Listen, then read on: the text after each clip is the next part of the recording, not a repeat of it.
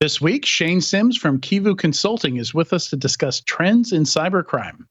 Then Philippe Humeau from CrowdSec joins us to talk about harnessing the power of community for security products. Finally, in the enterprise security news, AI dominates new funding rounds. I'm shocked. This is my shocked face. The buyer's market continues with lots of small acquisitions. Singtel sells off TrustWave at a significant loss. Yubico goes public, actually about a month ago. Sorry we missed it. Yubico can also now ship pre-registered security keys. New cybersecurity tools for board and exec level folks. Lessons learned from recent ransomware attacks. Healthcare is increasingly under attack. A study on CISO tenure, longer than you might think.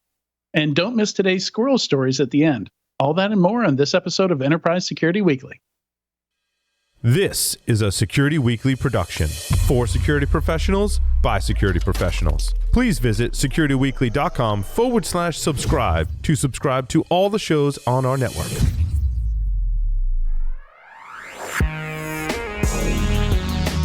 Broadcasting live from G-Unit Studios in Rhode Island, it's the show where we talk security vendors and aren't afraid to name names. It's Enterprise Security Weekly. Cyber threats target digital identities. Do you know who or what is accessing your company's apps, systems, and data? You need to know who's there, who to let in, and who to keep out. And you'll need more than access management to stay secure. You need SailPoint Identity Security. As the leader in identity security, SailPoint can help mature your security resilience while driving efficiencies and compliance for your organization. Start your identity journey with SailPoint's free maturity assessment. Go to securityweekly.com/SailPoint to get your free identity security assessment today. If you work in security or IT and your company has Okta, this message is for you. Imagine a world where only secure devices can access your cloud apps. In this world, phish credentials are useless to attackers, and you can manage every OS, even Linux, from a single dashboard. Best of all, you can get employees to fix their own device security issues without creating more work for IT. The good news is, you don't have to imagine this world. You can just start using Collide. Visit securityweekly.com/Collide to watch a demo today. That's securityweekly.com/KOLIDE. Welcome to Enterprise Security Weekly and happy Get to Know Your Customers Day.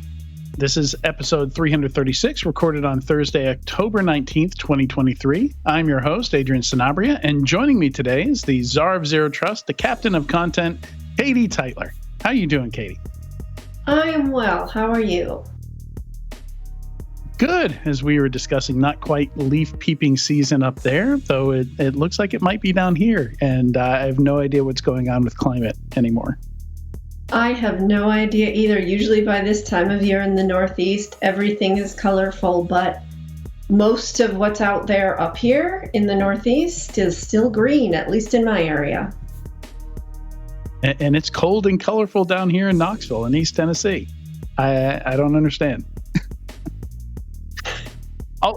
Also joining us today is Ryan Freed. How are you doing, Ryan? Good. Happy to be here. I was born and raised in the Northeast, so my nostalgia hits an all-time high this time of the year, every year. Pumpkin spice season? Everywhere. Oh, I think pumpkin spice season starts regardless of the leaves. Yeah. Yes, it does. It stops for no climate change, no season. The spice, pumpkin spice must flow, regardless of what's happening outside. So yeah, this is actually a real, well, as real as any of these national or international days are, but it is Get to Know Your Customers Day, which not the funniest. It's the funny. I mean, it's the best one we could pick today. I forget what the other ones were. They weren't that entertaining, but yeah, it's always a good reminder that you should know who your customers are. And as I'm often sold to and marketed to, I kind of wish they knew me better. I'm getting pitched as an employee in like two roles ago, like two jobs ago. Like these they can't apparently check LinkedIn and see what my current role is. So I'm often disappointed at how well people trying to sell and market to me actually know me, despite all my data being public at this point. And there's no quicker way to lose business for a company than if they get your company wrong. Having worked at Brooks Running before, you'd be surprised how many security vendors come in thinking we're the Brooks Brothers vendor. So they're starting to talk about our business line of massage chairs and all that. And then our attention immediately goes elsewhere. You got to do your research. Well, yeah, there's so there's the place with all the gadgets, but then Brooks Brothers is suits and like formal, more formal attire, right? Yeah. So that's even another company that they can confuse you with. Yeah, there's all kinds of Brooks. And my last name is Sanabria, so I get a ton of stuff marketed to me in Spanish. Though I can speak some Spanish, I'm not fluent, and it's certainly not my go-to choice. It takes my brain a minute to flip over. So the moment I see something in Spanish, it goes straight in the trash. Nothing against Spanish speakers, but I just know that okay, they haven't done their research. All right, for quick the most announcement part, here. it's just not that hard. When I was at Ions, I frequently got people trying to contact me and talking about the dog food company. Oh no! IAMS with an M. Yeah, with an M. Yeah. It shouldn't be hard, but yeah, either people are lazy, they're just moving too fast. I don't know, but it's disappointing because the data's out there. Everything you need is out there. All right, quick announcement here, and we'll jump into our first interview. Follow us on LinkedIn for updates across our organization, show highlights, and more. You can find us by searching for Security Weekly Productions. And that seems to be the go-to place for security conversations these days. Twitter's kind of scattered everyone to the four corners. Threads never really picked up. Mastodon, I mean, there's some conversations there, but I feel like LinkedIn is kind of where a lot of the conversations went to. So yeah, check out some of our posts there. We get some good conversations going there on our posts. All right, and today we're talking about the state of cybercrime and breach response. We're excited to have Shane Sims, CEO of Kivu Consulting, with us today. He investigated cybercrime as a special agent in the FBI and was responsible for developing some of their cyber and counterintelligence technology while he was at the Bureau.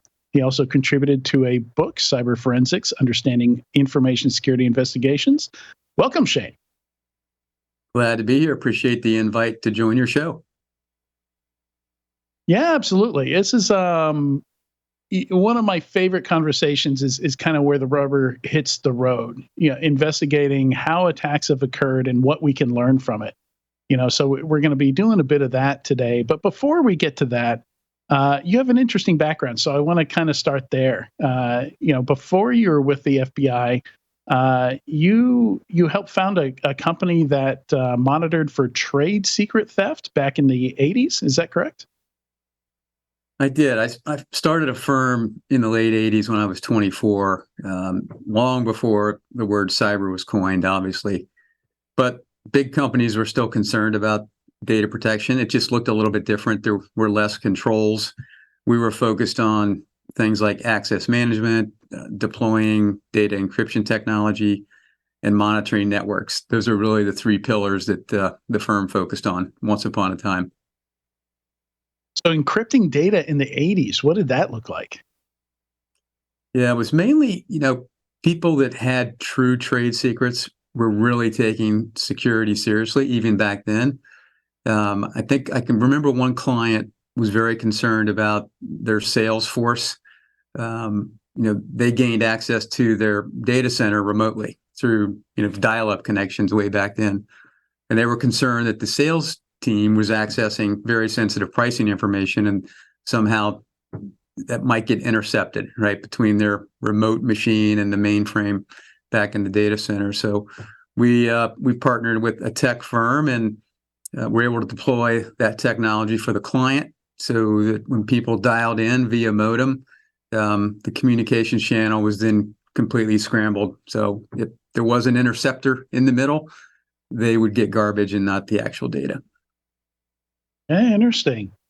Yeah, and it works much the same today. If you don't have the correct role, you're using Salesforce Shield or something like that.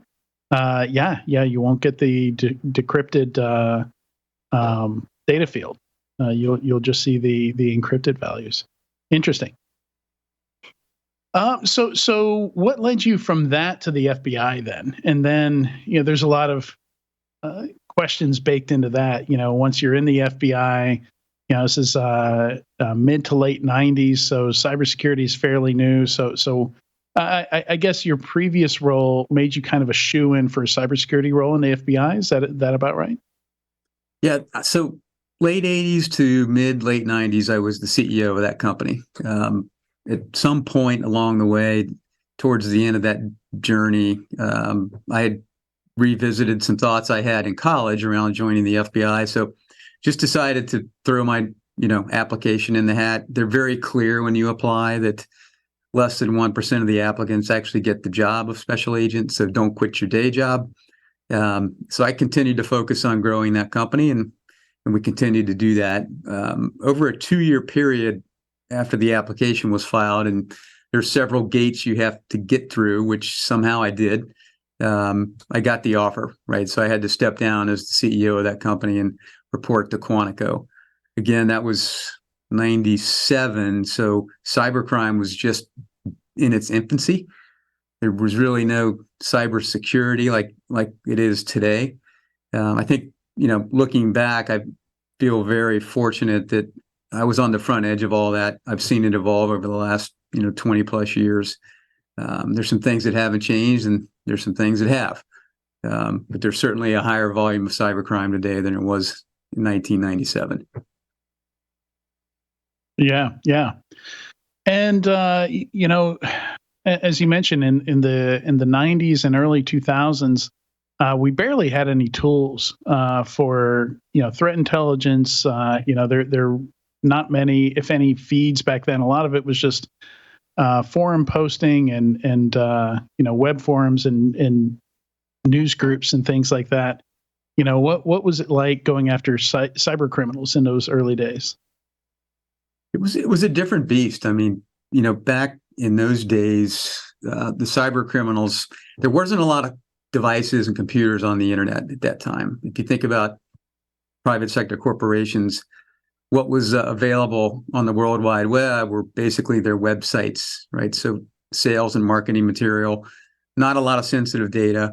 The criminal activity was really about, how many of these websites can I gain access to and maybe deface them, promote some social injustice or something like that. Still technically a violation of U.S. code here in the United States. We really weren't seeing a lot of deep penetration into networks in the early days of cybercrime. And I understand you also, so a couple things. You helped build an offensive unit at the FBI, and I'm curious as to what the role of that was, if that was intended as an offensive unit for, testing your own stuff within the bureau, or if it was intended towards attackers. And then also you mentioned that you've done some undercover work. Correct. So, after graduating from the FBI Academy, you get assigned to a field office. Eventually, I was on a cybercrime squad. We began forming these squads, late 90s, early 2000s in every field office. So I worked a lot of cases. I worked a lot of online undercover cases, just like all cybercrime special agents do, thousands and thousands of online undercover contact. But there was a case that came in. We were getting complaints in this particular geography about a group that was extorting private sector clients. They were basically stealing their data, then contacting the clients and extorting them for money, not to release the data, and for other requests. And we had to make a decision, like, what were we going to do? How were we going to investigate this? We ended up choosing the undercover technique, and this would be a traditional undercover operation where a human being would actually try to infiltrate the hacker group and become part of the team, so to speak. So we set out the requirements, like what would make a successful undercover agent in this capacity. Now, the Bureau at this time had never done anything like this. This would be the first face-to-face traditional undercover operation in the cybercrime space. So a search was done across the Bureau, across all the agents, and one name came back, and that was me, which is kind of odd because it's the one thing I never wanted to do in the FBI was work undercover. Oh yeah. But I mean, so it was strange, but it seemed right. I did agree with the assessment that I had done some things in my life that made me the right choice. So there I was, undercover, making contact with the leader of the group, having meetings, wearing a wire, recording all the conversations. And over time, they trusted me, and I became part of the team and actually rolled around the country with these guys while they targeted companies and gained access and stole data. That happy to pause on that, but I could transition over to the offensive conversation if you want as well. Yeah, I guess I'm just kind of curious as to how much of that was in person and how much of that was, again, in news groups and forums. How much of that undercover work was digital as opposed to in person? It was all phone calls and in person. Okay. Maybe a little bit of email, but not much digital. Gotcha. Also a time when, the prosecutive arm of the U.S. government was a little bit nervous about presenting cases in court because this was all so new. So the appeal of a traditional undercover operation was really important because that's something people could understand. And all the digital channels and forums and things just seemed a little foreign still to the prosecuting attorneys at that time. I can share that, having spent a year of my life with these guys, I saw some pretty interesting statistics. So I would call these guys just a regular, semi-organized criminal hacker group. They were successful, I'd say 85% of the time, of gaining access to anybody they targeted. Then they were about 75% successful in actually obtaining their objective for targeting that company. Those stats are a little lower than, like a nation state threat. And what was the goal back then? Was it, was it making money? Was it, I know a lot of the hacking I remember back then was more hacktivism. You saw a lot of websites getting defaced, and there were archives of website defacements. And then we started getting into stolen payment data. So I'm kind of curious as to what their goals were, what they were going after. This particular group was it was a pure financial gain play. Gain access, steal data, and then extort the victims for money. So it's sort of an old school cyber extortion, a lot different than we see today with the use of ransomware. Gotcha. Yeah. It's a good reminder that extortion has always kind of been there. It just feels like it's more recent, because we've seen it so much more organized and so much more automated than it has been in the past. Absolutely. That when I came out of that undercover operation, I got promoted back to Quantico, and at that time, the Bureau, under court order and authorities that were available at the time, were able to conduct surveillance on the internet, right? Network surveillance. And we were seeing after 9/11, more and more terrorist spies and criminals were encrypting their communications on the internet. So having the ability legally to tap that was great. But if the communications were encrypted, we weren't getting a lot of value out of that work. So I came back to Quantico to try to figure out how do we overcome this challenge, because the rate of encryption was increasing year over year.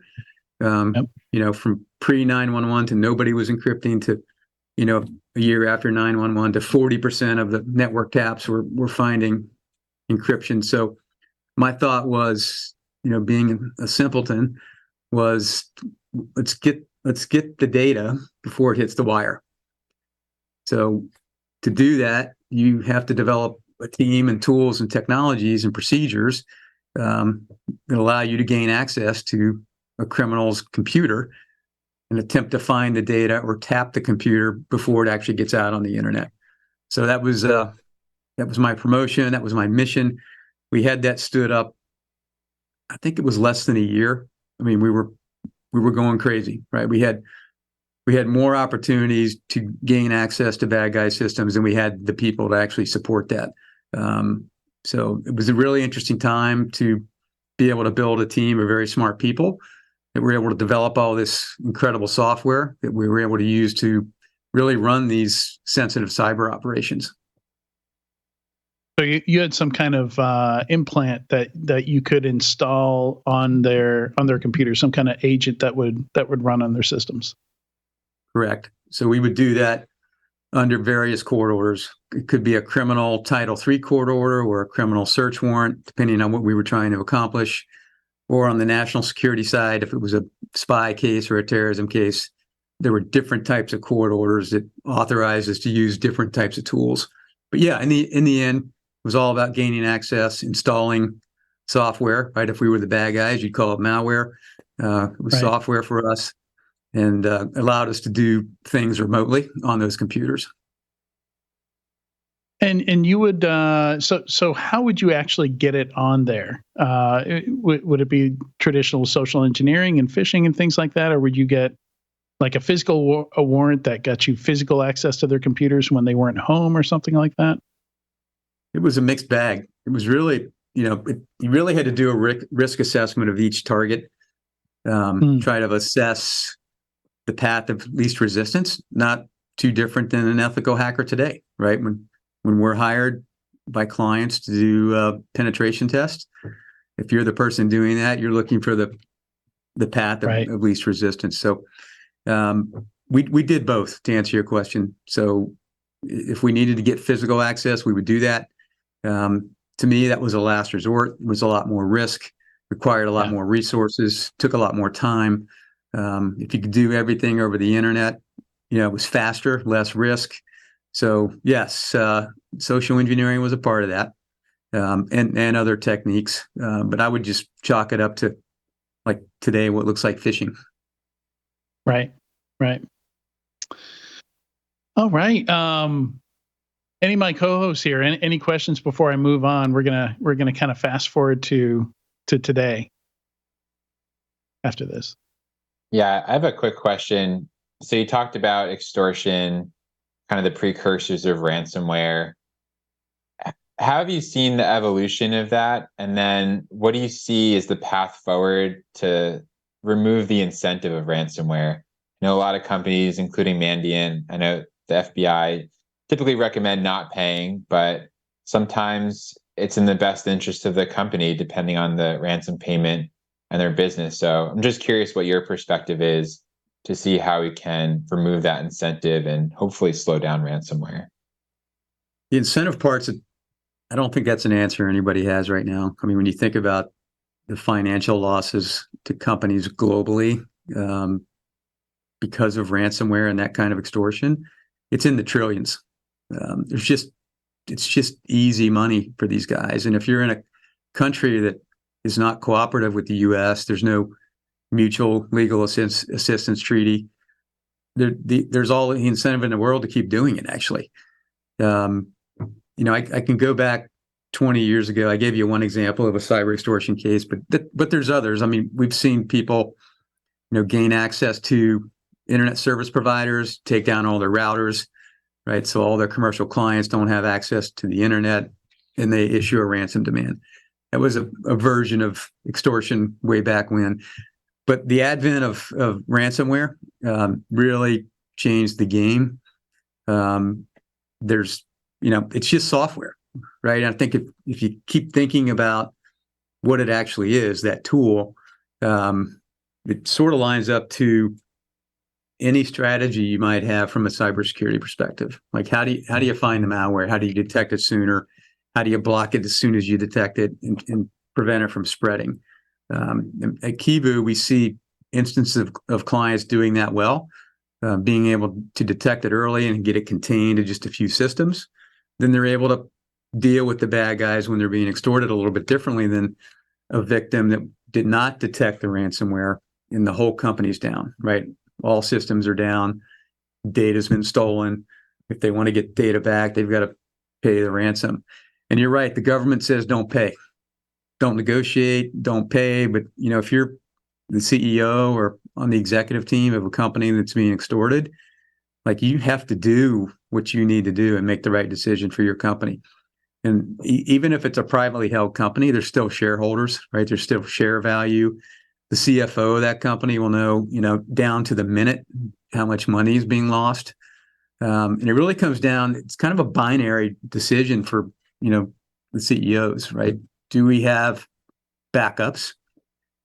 Do we have 100% confidence those backups can be restored? And if he's not liking some of the rhetoric that's coming out of, people's mouths around that, you're gonna pay. So that's when you need to engage professionals to negotiate with the bad guys, right, and try to get that demand down as far as possible. We typically can, right? We can get ransom demands reduced quite low. Most of the time, the bad guys, they've become quite professional over the years. They're running a business. They're very organized. There's a leadership hierarchy. There's roles and responsibilities. At the end of the day, they want to get paid. And they really, I think what's changed is they really do their research, right? They're almost acting like nation state threats in cyberspace, where, when they target a company or somebody gives them access to the company because it was an access broker that hacked in, but they don't know what to do. So they sell the access, to a ransomware gang.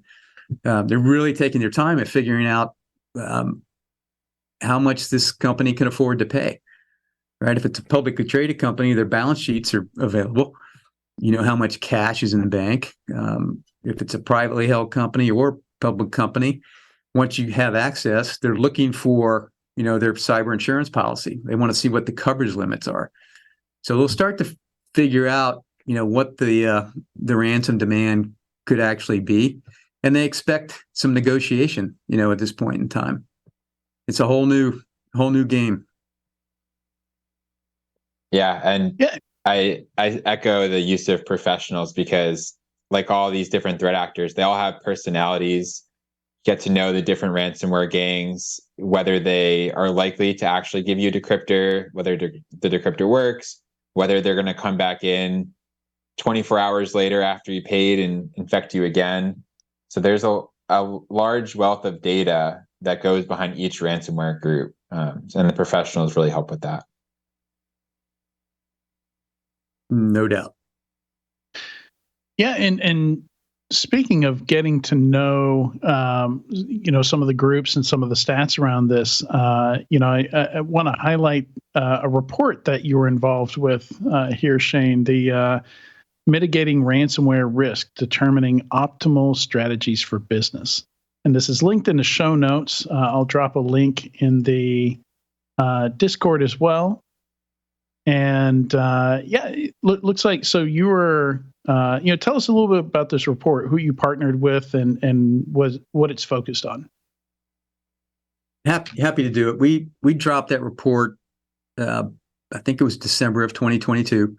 It was a research project, very long research project in 2022 with the University of Cambridge in London, where we looked at some anonymized case data of ours. And the goal was to see if we could figure out what controls really matter based on the ransomware strain and what the cost savings would have been on the damages side had you had these controls in place with that ransomware strain. That's really the moral of the story for the research paper. I think it's very distinctive. I haven't seen anything like that in my career, where you can associate control to malware to cost savings. Those three metrics makes it pretty interesting. And it some very interesting stats in there.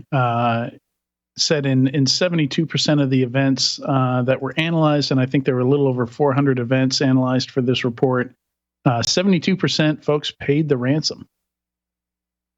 Correct. That trend is not changing. It might even be going up, because the more organized and sophisticated these guys are getting, the more knowledge they have before they even, let the victims know they're in. Encrypt the data, brick the systems, and make the ransom demand. They're very prepared. As I mentioned before, they have a really good idea of what a company might be able to pay. Yeah. And, talking about like mapping it back to actual controls that could have saved money and controls that don't really move the needle, I found that really interesting here as well. Like the top three that were mentioned, malware defenses, which is a bit sad to me because that's going to be the one that everybody has. But of course, it failed in every single case that was analyzed here. Controlled use of administrative privileges was another one. And then maintenance, monitoring, and analysis of audit logs, which is not easy to say or do. No, it's not. Yeah, for me, we see this in all of our casework. I mean, we're investigating hundreds and hundreds of cases a year. Large percentage are ransomware oriented. In every case, not every case, but a high significant percentage of cases, somebody has some form of security software on the endpoints. Sometimes the software catches, it's being detected, but the people that are monitoring it don't see it, right? They see it, or they say it's nothing malicious.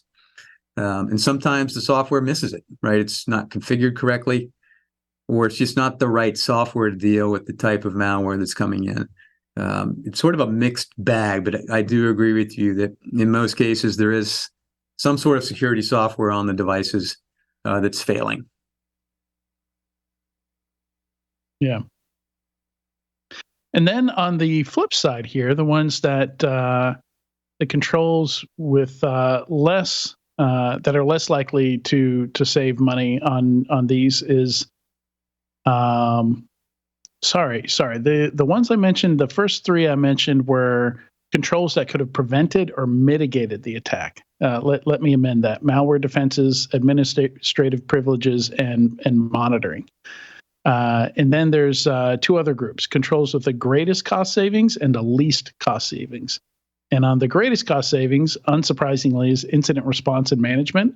I assume detecting and responding to the incident quickly can limit those damages is the takeaway I'm getting from that. Yeah. I tried to touch on it before, but I mean, really at this point in 2023 and going forward, I don't know how we prevent cybercrime, right? To me, it's about containment. How can you detect it quicker and get it contained to some small subset of devices before it spreads through the whole network and takes everything down? It's more of a, how do you jail the bad guy quickly before the most damage can be done? Yeah, and unfortunately, we don't see, like, when somebody does stop a ransomware attack, nobody publishes that data, right? Like, we typically don't get to see the data from that. They wipe their brows, and pat themselves on the back for doing a good job with isolation or zero trust, least privilege, or whatever help stop the attacker, and we don't get the benefit of knowing how, what the combination of things that they did that won the day for them, except for the rare case like Dragos, where, the attackers had limited success getting into Dragos. And Dragos did point out, they tried to do this and they failed because of this. They tried to do this and they failed because of this. I feel like if more companies did that, we could maybe make some more progress. Yeah, I mean, the government's been preaching information sharing for a long time. I was part of a team that formed InfraGard, which is an FBI information sharing alliance. It is quite successful. I think it's a really good model for others to use. We have the ISACs now that followed that model. but are very sector focused, of course, which is great. But you're right. There's not enough information sharing in that regard. And I think from what I've seen over a long period of time is that in many cases, the legal beagles are preventing the sharing of information sometimes. They're afraid of the risk that it could bring back on the company, right? Liability. Yeah, and I get it. You can't knock that advice if you're an attorney. We just haven't figured out a way to anonymize it, right? I'm not aware of a private sector or public sector, outfit that's figured out a way to gather that kind of information and do it anonymously so people are willing to share, and the legal beagles support it. Yeah. Yeah, so I only mentioned the first one. The last two with the greatest potential cost savings is vulnerability management and, again, monitoring, audit logs. So kind of unsurprising there. Vulnerabilities are one of the ways the bad guys get in. So a lot of focus on initial access there, detecting them, stopping them early. But then on the smallest potential cost savings, we have asset management, inventory management of hardware assets, which is, often considered kind of foundational to other things. And then controlled access based on need to know. So that's almost kind of like a zero trust least privileges there. And then penetration tests and red team exercises, which is less surprising to me, but I wonder if that says more about the quality of the average pen test than it says about that control not being useful in general. It could be, and remember, this is a very small subset of cases, right? It was 400 cases over, I think, a 2-year period, if I remember right. And the controls that they're citing were based on the ransomware in that given incident, right? So I agree with you on the pen testing. If it's a check the box approach, I got to do it annually for some standard or regulatory compliance requirement. It's not going to have the impact. If you took a more programmatic approach to pen testing, where the results led to recommendations and the recommendations led to actions, you start to see a little bit more maturity around it. And you could see a control like that having more impact even on ransomware. We actually see with our clients for proactive services, the number one service that we're being asked to deliver today are tabletop exercises. You're getting the key players in a room and really going through a real world scenario based on actual cyber attacks. And we're not seeing a shortage of that. And most of our clients are not taking a checkbox approach to that. They want to do these multiple times a year and get the right stakeholders at the table. So we're starting to see that have more of an impact than we have in the past. That's good. I think it's, I often use a sports metaphor here. The more you practice as a team, the better you're going to do, at game time, right? Like it's, you don't want to be deer in headlights when you're trying to figure out whether or not you're going to pay a ransom. You want to already have those difficult conversations during those tabletop exercises and have some general idea of what you're actually going to do. Yeah, sports is a great metaphor for this. The fact of the matter is when you're in a crisis, and I learned this many times over in the FBI, you're immediately going to default, when you're sort of in brain fog, to your training. If you have no training, you have no chance. And the more training you have, the percentages of having success go up, obviously. Yeah, and timing and speed is critical here. So we've got about 5 minutes left here. I want to give an opportunity for my co-hosts to jump in if they have any comments or questions, and I want to wrap up talking a bit about where things are going, the future. Shane, where you see some of these trends going? Shall I start? Brian, Katie? I guess one of my questions as you've been talking, we were in the last section of the segment, we were talking a little bit about ransom and the cyber criminals. And I'm just curious, other than professionalism, what have you seen as the main advancements in cybercrime over the last decade, and what are you anticipating based on some of the data that you've gathered and some of the work you do? Yeah, I see it really in two dimensions. So the first is just pure volume, right? If you go back 15 years ago in the private sector, we started to see the volume of cybercrime increase. In around 2010, 2012, if you were to look at it on a chart, like the trend line went vertical. It's remained vertical today. The only thing that's changing is the velocity, right? As that trend line gets more vertical and gets further away from gravity, it just speeds up. That's not going to stop. And the use of artificial intelligence is going to ramp up the ability to do social engineering, right? You guys were mentioning at the beginning of the call the amount of sales spam we all get. That's increasing literally every week. And that the same AI technologies that are enabling more sales spam are going to create more social engineering capabilities for the bad guys going forward. If you were to put today's cyber criminals, if you were to do like a blind taste test kind of thing, if you were to put a cyber criminal behind one screen and a cyber defender behind another, what do you think, where do you see the skills gaps coming in? Where do you see the differences, the advantages, the actual level of skill? Yeah, when you look at cybersecurity professionals that are seasoned, the skills aren't much different, right? Especially on the gaining access part. That very, very similar, defense and offense. What's different is the mindset, the ability to think strategically about how to accomplish a very singular objective. That's what the criminals do well. I think what I've seen in my career is that the defenders oftentimes aren't thinking like the criminals, and that's a huge gap right now. When you think, it's like we hire cybersecurity professionals at Kivu, and we hire college graduates, and we really are looking for college graduates that can hit the ground running, have a skill where you can on day one have an impact.